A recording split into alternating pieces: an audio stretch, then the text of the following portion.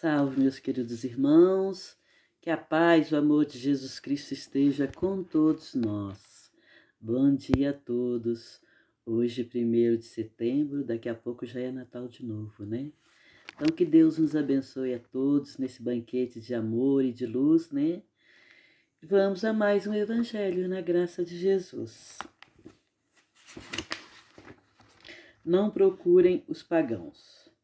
Jesus enviou os seus 12, os apóstolos, depois de lhes haver dado as instruções seguintes: não procurem os pagãos e não entrem na cidade dos samaritanos, mas vão antes em busca das ovelhas perdidas da casa de Israel.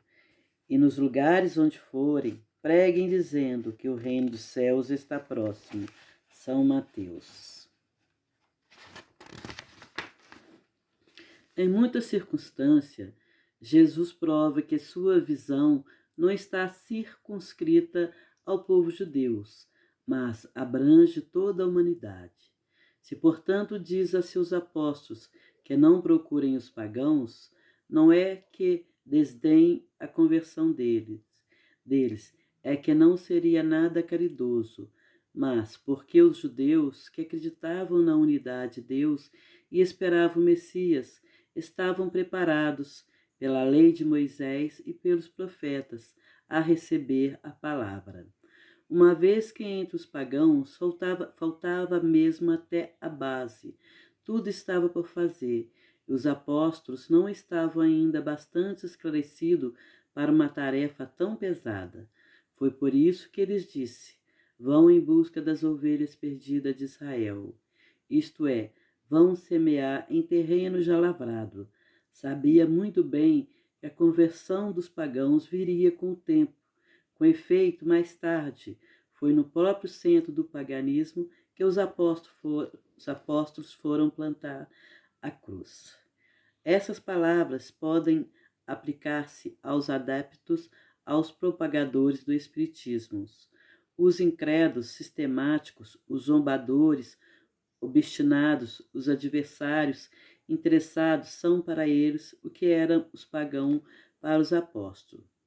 A exemplo deste, que procurem antes prosélitos entre os homens de boa vontade, entre aqueles que desejam a luz, nas quais se encontra um germe fecundo e cujo número é grande, sem perder seu tempo com aqueles que não querem ver e ouvir, e tanto mais resistem por orgulho, quanto maior for a importância dada à sua conversão. É preferível abrir os olhos de 100 cegos que desejam ver do que a um só que se compraz na obscuridade, porque seria aumentar o número dos defensores da causa em maior proporção.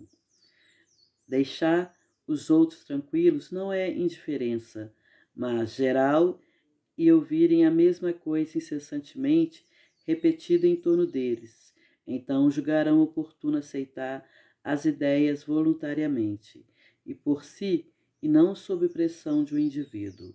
Além do mais, as ideias que são como sementes não podem germinar antes da estação, e somente no terreno preparado.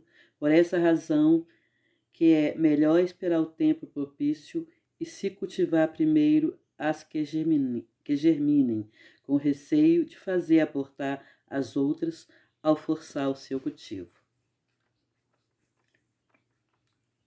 Nossa, eu tô com uma alergia muito grande, me desculpem aí, viu?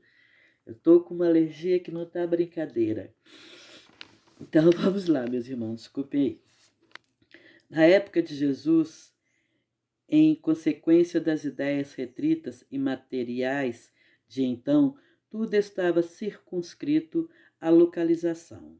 A casa de Israel era um pequeno povo, os pagãos eram pequenos povos circunvizinhos, onde as ideias se universalizam e se espiritualizam. A luz nova não é privilégio de nenhuma nação.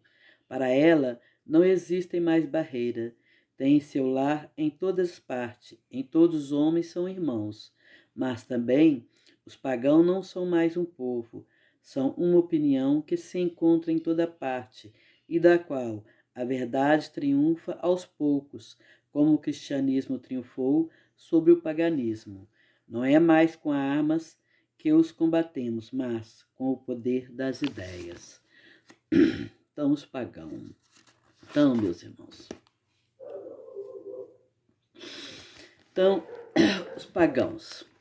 Quando Jesus falou para os apóstolos não ir falar aos pagãos, não é porque estava desfazendo daquele povo, não. Que naquele tempo de Jesus tinha muitos judeus, tinha várias seitas, tinham seitas. E tinha pessoas que são pagãos e que não acreditavam em Deus, não acreditavam em nada, né? Então Deus não queria, quando Jesus veio, Jesus falou para os apóstolos para não ir aos samaritanos, porque era um povo que não acreditava em Deus. E os judeus já acreditavam no Deus que estava por vir, no Messias, já conheciam a história do Abraão, de muitos outros que vieram antes de Jesus. Então, eles estavam preparados para ouvir a palavra, os ensinamentos de Jesus, porque a terra já estava preparada, a terra de seus corações, de suas mentes. E os pagãos não, eles não acreditavam em nada. Quer dizer, era uma terra, digamos, dura ali, que por mais que procurasse semear, nada ali ia nascer, né? Então tinha que esperar o tempo certo para que aqueles corações estivessem abertos para compreender e entender os ensinamentos de Jesus. Então Jesus não queria forçar ninguém a acreditar nos seus ensinamentos. Iam acreditar aqueles que já estavam preparados. Então o Evangelho de Jesus veio para toda a humanidade. Então, nós devemos, sim, respeitar a vontade do outro. Se a pessoa não acredita em Deus, não acredita em Jesus, o que adianta a gente ficar ali falando no ouvido delas? Elas vão ficar com raiva da gente, né? Estão querendo impor uma coisa que a pessoa não está preparada. Então, assim como aconteceu com o povo pagão, o espiritismo também é a mesma coisa. Muita gente não acredita nos espíritos, né, que eles vêm se comunicar com a gente. Muitos não acreditam que a vida continua após a morte. Então não adianta a gente querer forçar uma situação, mas no tempo certo, aqueles que são pagãos um dia, se não for nessa vida, numa outra, quem sabe numa outra, eles vão acordar para as coisas de Deus, para as coisas que Jesus veio nos ensinar. Então, quando uma terra é dura, mesmo que você tenha bastante água para irrigar ali, que você tenha uma boa semente para plantar naquela terra, ela não corresponde. Não nasce, não cresce, não dá frutos. Assim é o coração dos pagãos. Então, é como Jesus falava, não joguem pérolas aos porcos, porque os porcos não vão saber valorizar aquela joia, assim como os pagãos não poderiam compreender a grandeza dos ensinamentos que Jesus veio nos trazer. Por isso, graças a Deus, existe a reencarnação, porque um dia, mais cedo ou mais tarde, aqueles que não acreditam vão passar a acreditar. Por isso que a dor é um remédio muito bom que leva a gente a acordar, a despertar para as coisas divinas, a raciocinar, a pensar, a buscar um consolo em algum lugar e acaba encontrando uma porta aberta. E quando ele encontrar que for a hora, as palavras de Jesus vão entrar naquele coração. Ele vai procurar querer saber cada vez mais e conhecer cada vez mais. Então Jesus não quis impor os ensinamentos dele a ninguém, a ninguém. Que recebesse aquele que tivesse de boa vontade, com o coração aberto. Então, assim o Espiritismo. Que bênção que é o Espiritismo. Eu dou graças a Deus quando o Espiritismo apareceu em minha vida. Mas tem gente que não gosta nem sequer de ouvir falar a palavra Espiritismo, Espírito, não quero saber. Tem gente que tem medo de Espírito. Mas nós todos somos Espíritos, só que aqui estamos no corpo físico. Aí dentro desse corpo físico tem uma alma. E essa alma, enquanto está no corpo físico, quando o corpo morre, a alma sai, a gente fala que é Espírito, né? Então, assim como não adianta a gente querer forçar uma criança de 1 ano a entender, o que uma pessoa de 10, 15, 20 anos entende, não vai adiantar nada. Então, é esse o Evangelho de hoje. Então, a luz do Evangelho não é privilégio só de algumas pessoas, é de toda a humanidade. Quando toda a humanidade realmente acreditar nos ensinamentos de Jesus, do amor, da caridade, acreditar que nós temos um Deus Pai maravilhoso, misericordioso, que nos ama a todos, que nós todos somos irmãos, filho do mesmo Pai, do mesmo Criador. Nosso mundo vai ser um mundo melhor. Então, infelizmente, tem pessoas que ainda não acreditam, mas no futuro, com a graça de Deus, eles vão acreditar. Uma vez eu vi no YouTube um homem falando, um carreteiro, um homem que dirigia carreta. Ele não acreditava em Deus, não acreditava em nada. E quando ele estava na estrada, o que tivesse na estrada, ele passava por cima, ele não desviava. Mas um dia ele passou e tinha, à noite, né, e tinha uma caixa no meio do asfalto. E ele desviou daquela caixa. Não chegou lá na frente e pensou, mas por que eu desviei daquela caixa? Eu não desvio de nada. E voltou lá atrás. E naquela caixa tinha um bebê recém-nascido.